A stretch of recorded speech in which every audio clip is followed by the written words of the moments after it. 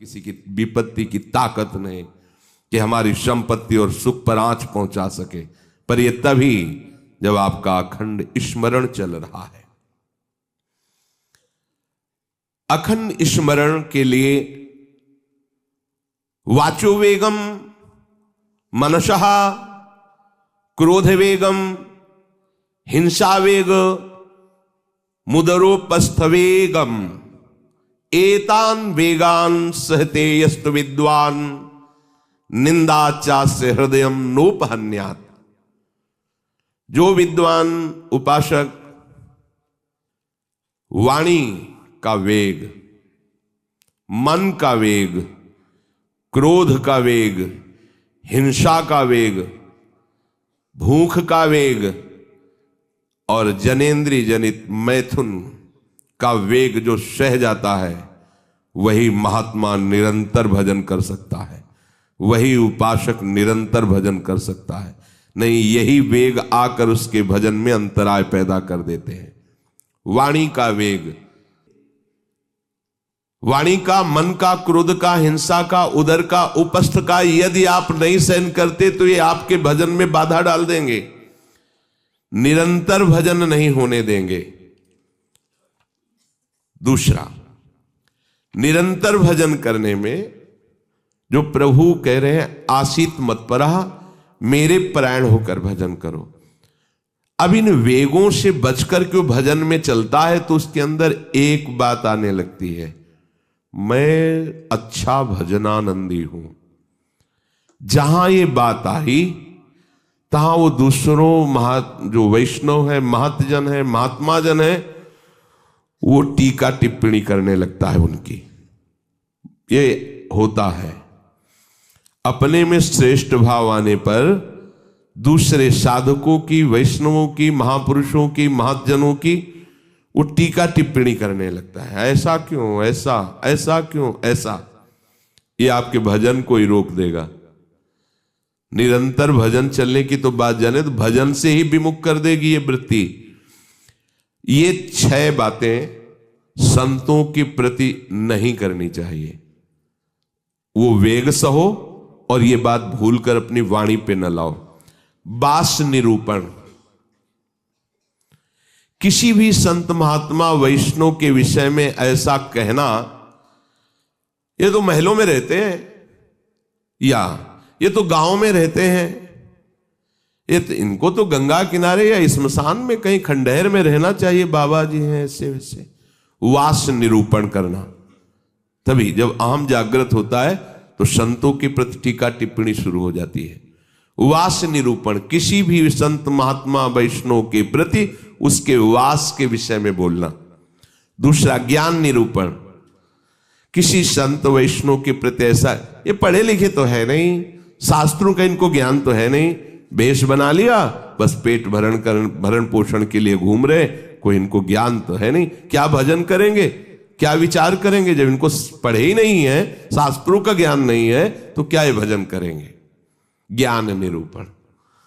तीसरा, जाति निरूपण, ऐसा महान अपराध, ऐसा सोचना, ऐसा बोलना, ऐसा देखना, ये महत अपराध है और ये हम लोग ध्यान नहीं देते, फिसल जाते हैं।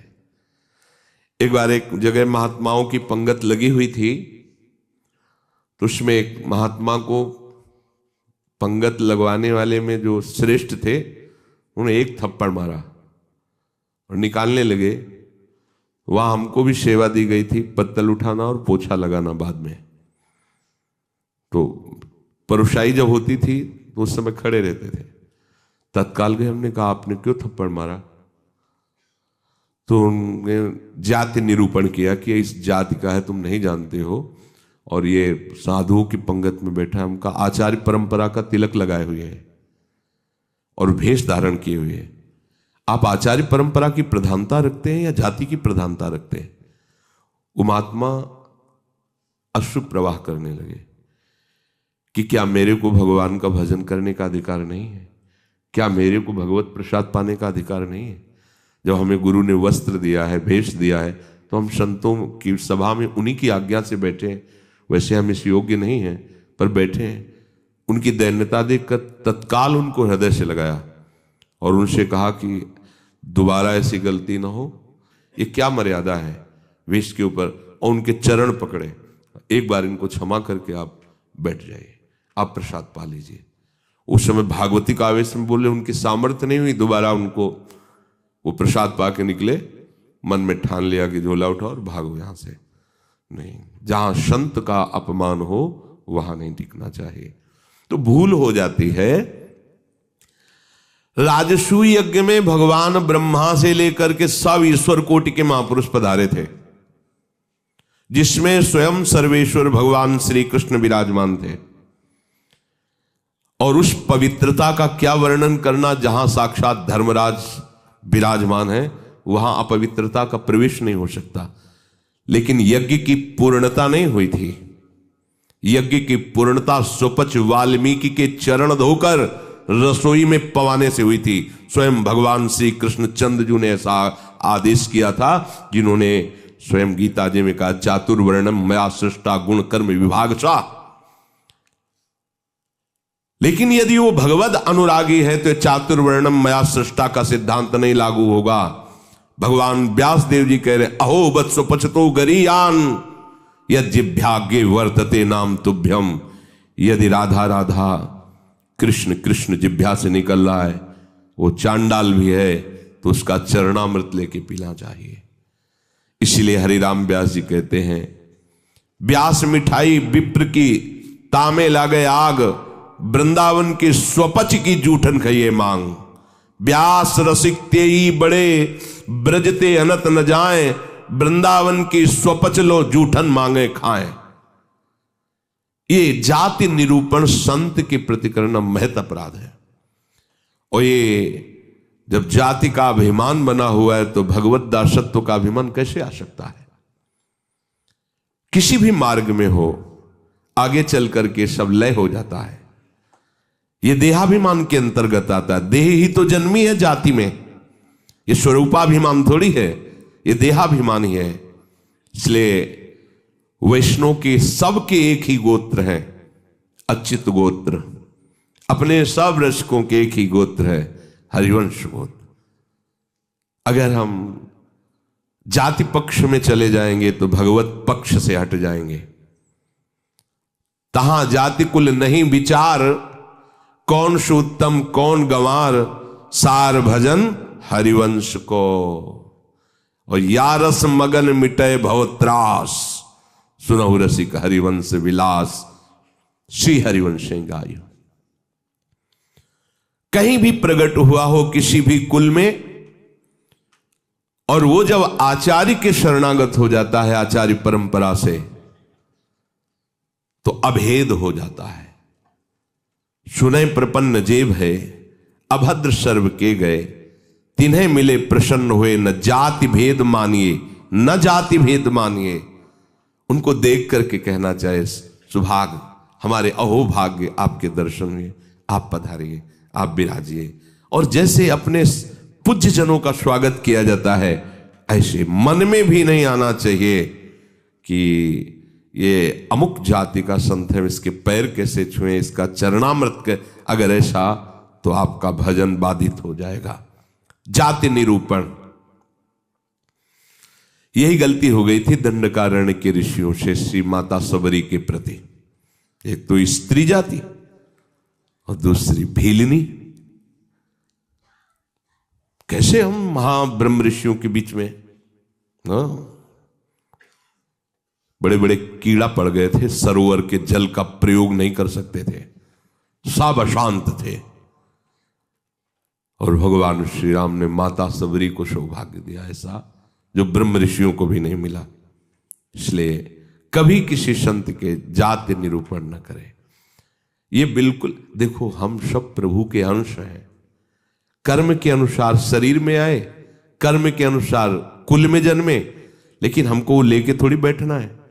हमको तो अपने प्रीतम के पास जाना है। हम ये कुल कर्म को लेके, जाति धर्म को लेकर के, शरीर को लेकर बैठे रहेंगे तो अगला जन्म निश्चित हो जाएगा। हमें प्रभु के पास जाना है। जो ही ये बात सोचकर आगे बढ़े तो आप केवल प्रभु के हो गए, खत्म खेल। बस सृष्टि चक्र के खेल के लिए है चातुर्वर्णम।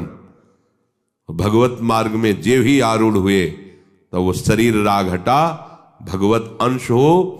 जितने ब्रह्मा जी पवित्र हैं उतने तुम्हारा स्वरूप पवित्र है। जो भगवान शंकर का स्वरूप है वही तुम्हारा स्वरूप है। स्वरूप में अंतर नहीं है, अंतर है देह में। स्वरूप तो सबका एक ही है, भगवत स्वरूप है, सब आत्मस्वरूप है। चौथा, वृत्ति निरूपण।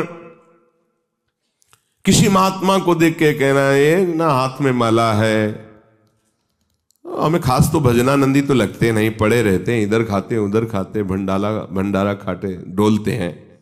बिल्कुल नहीं। तुम क्या जानो, क्या जानो कौन सी क्या वृत्ति है। एक भजन की ऐसी भी वृत्ति होती है जिसमें माला विक्षेप होता है। भजन में सहायक माला होता है, और एक भजन की ऐसी वृत्ति होती है जिसमें माला विक्षेप होता है। अगर कभी उत्साहपूर्वक ले भी लिया जाए तो 10-5 मिनट से ज्यादा नहीं चलेगा, और रख जाएगा। स्वाभाविक छाया हुआ है, अब वहां मन का चलाए तो विक्षेप पड़ रहा है, गिनती करे तो विक्षेप पड़ रहा है, चल रहा है। अब आप क्या जाने, आप माला देख के तो जान जाते हैं कि जप हो रहा है, लेकिन बैठे हैं, टहल रहे हैं, तो आपको लगा खाली टहल रहे हैं। नहीं, ऐसा नहीं। संतों को जानना बड़ा कठिन होता है। एक बार गुरु जी की सेवा में सुकुमारी शरण थे, जे ही लाडली कुंज में प्रवेश हुए तो महाराज जी का दुर्गंध आ रही। ऐसे देखा और कहा, वैष्णव अपराध करके आ रहे हो क्या? तो महाराज जी हम साबुन लगा के नहीं नहाते तो शायद शरीर से दुर्गंध। बोले वो दुर्गंध नहीं, ये वैष्णव अपराध की दुर्गंध है। गुरुदेव ने कहा, महाराज जी सावधान रहते हैं, कोई वैष्णव अपराध तो नहीं, हमें महसूस हो रही है। आप पहले वहीं खड़े रहिए, बताइए क्या वैष्णव अपराध किया है। भजन का क्या प्रभाव होता है, बहुत सूक्ष्म है, बहुत सूक्ष्म। महापुरुषों के हृदय से ही पता चलता है ना। प्रारंभ में था तो पंडित बाबा की वाणी पढ़ी तो तन्मयता एकदम पंडित बाबा में हुई। तो दूसरे दिन सेवा में गए तो उन्होंने कहा कि हमारे चिंतन में कृष्ण बलराम आए, तुम्हारे सिवा और किसी का यहाँ आना नहीं है। तुम कहा महाराज जी पंडित बाबा का चरित्र पढ़ रहे तो एकदम उसमें तन्मयता एकदम। बोले हाँ तभी आया चिंतन में। तो कितना सूक्ष्म, मतलब ये सबके समझ में की बात। परिक्रमा दे रहे थे जगन्नाथ बाबा की कुटिया, दोपहर में देखा महाराज जी गायब। देखा तो अप्सरा कुंड में ध्यानस्थ एक वृक्ष के नीचे बैठे। महाराज जी वहां से क्यों चले आए? बोले इतनी जोर के गोपाल मंत्र के वहां परमाणु सिद्ध पुरुष थे ना, तो हमें विक्षेप पड़ रहा था निज मंत्र में, इसलिए हट के चले आए। वहीं हम पढ़े, हमें कुछ पता नहीं चल रहा। आपका कितना सूक्ष्म, प्रवेश करते ही कह दिया आप वैष्णव अपराध करके आ रहे हैं, दुर्गंध आ रही। वो हाँ महाराज जी अगर ये वैष्णव अपराध है तो फिर वो एक समोसा बांट रहे थे तो एक संत बार बार समोसा ले और खाते जा रहे थे, फिर लेते जा रहे थे, तो उसने धक्का मारा और दबकाक भगा दिया। तो हमें लगा कि कैसे संत हैं, ये समोसा के लिए बार बार हाथ फैला रहे हैं। तो बोले उनको जानते हो? बोले हाँ प्राय वो दिखाई देते हैं बिहारी जी की गली में। बोले जाओ, महाराज जी ने पैसा दिया 50 रुपये उस समय, अगर जाओ समोसा खरीदो, उनको दो और उनके चरण पकड़ो, उनसे कहो कि आपके प्रति हमारी ऐसी मलिन बुद्धि हो गई थी, आप हमें क्षमा करें, फिर सेवा में आओ। कितना सूक्ष्म है महापुरुषों का सुरक्षा कवच। किसी भी संत के प्रति, वैष्णव के प्रति, ये तो पड़ा रहता है, तो कभी माला नहीं लिए, तो कोई भजन ध्यान करता नहीं, इस प्रकार से उसकी निंदा करना, ये वृत्ति निरूपण है। पांचवा है स्वरूप निरूपण। इनके चेहरे में कोई तेज तो है नहीं, हमें लगता है कोई महात्मा तो है नहीं, बनावटी ही लग रहे हैं, कोई आकर्षण तो है नहीं इनके चेहरे में, सच्चे साधु नहीं है, ऐसा वैसा नहीं। आप क्या जानते हो, ये राख से ढकी हुई आग है, राख हटे तब पता चलेगा। अगर चेहरे से ही महात्मा की पहचान होती तो जड़ भरत जी को पहचान लेता रहुगण। और साधारण सत्संगी नहीं, कपिल भगवान से सत्संग करने जा रहा है। कोई साधारण सत्संगी नहीं, महापुरुषों का संग करने वाला है, फिर भी नहीं पहचान पाया राख से ढकी हुई आग को। जड़ भरत जी जैसे महान ब्रह्मभूत महापुरुष से पालकी उठवा दी। जब उनके वचन प्रकाशित हुए तो कूद पड़ा पालकी से चरणों के। अरे इतनी ऊंची स्थिति के महात्मा, कांप गया। ये किसी भी महात्मा के बाह्य रूप को देख करके नहीं जाना जा सकता कि किस कोटि का महात्मा है, कितनी ऊंचाई का है।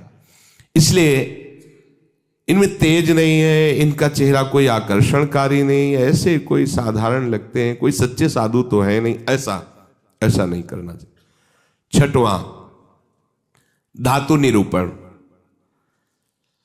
भक्त या भगवत विग्रह की, अच्छा ये पत्थर के ठाकुर जी हैं, सप्तम धातु के हैं, ये काहे से बने हुए ठाकुर जी?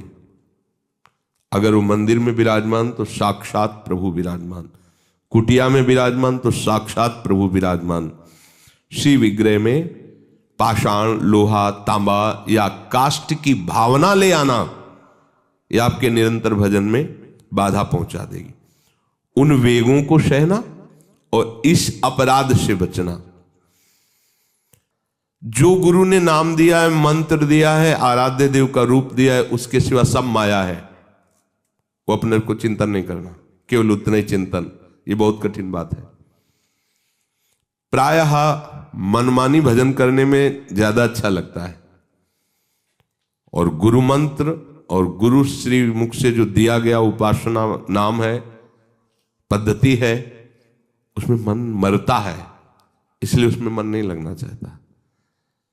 हम ये देखते हैं, प्रायः कई उपासकों से सुना है उनके हृदय की बात, जो गुरु प्रदत्त है उसमें नहीं लगेगा और मन माने लग जाएगा। मन ने स्वीकार कर लिया चितम केशवम राम नारायण, ये रटे हम उन्हीं गुरु से पूछ रहे हैं जिन्होंने मंत्र दिया है, नाम दिया, ये हम रटे, तो ये बुरी बात तो है नहीं। भगवान के नाम जपिए, पर बात नहीं बनेगी। जहां बात बननी है वहां मंत्र मूलम गुरु वाक्यम, जो गुरुदेव ने शब्द दिया है, नाम दिया है, मंत्र दिया है, बस होए अनन्य एक व्रत गाए, वही। चाहे जितना मन चंचल हो, जो ऐसी निष्ठा वाला होता है, देर नहीं लगता शांत होने में। पर जिनका है कि छलांग लगाना अच्छा लगता है, थोड़ी देर ये जपा, थोड़ी देर वो जपा, थोड़ी देर वो जपा। अरे भगवान का तो भजन करना है, अभी वो पद्धति को नहीं समझे, अभी रस मार्ग में बहुत दूरी है, अंतराय है। सभी कार्य करते हुए अपने स्वरूप में स्थित रहना। जैसे अपने लोगों का स्वरूप है सहचरी, तो जगने से लेकर शयन तक आपकी स्मृति में रहना चाहिए, मैं श्री जी की सहचरी हूं। भले अनुभव में नहीं आ रहा, आपको सहचरी बप्पू का अनुभव नहीं हो रहा, पर हम हैं, मान लेना है। जैसे अपने को अनुभव नहीं था हम किस कुल में जन्मे हैं, पर माता पिता किसी ने तो सिखाया होगा कि तुम पंडित हो, ब्राह्मण हो, बैठ गया ना दिमाग में। इन्होंने लिखा है क्या ब्राह्मण कहीं, और बैठ गया पंडित घर के जन्म है हमारा। ऐसे ही गुरु ने तुम्हें नया जन्म दिया है, न स्त्री हो, न पुरुष हो, न ब्राह्मण हो, न क्षत्रिय हो, न वैश्य हो, न शूद्र हो, न गृहस्थ हो, न विरक्त हो, क्या हो? श्री जी की प्रिय सखी हो तुम। स्वीकार करो। जैसे माँ ने सिखाया था कि ये तुम्हारे पिता हैं और पिता ब्राह्मण कुल के, तो तुम भी ब्राह्मण कुल के हुए, समझ गए? तुम पंडित की संतान हो तो पंडित ही हुए।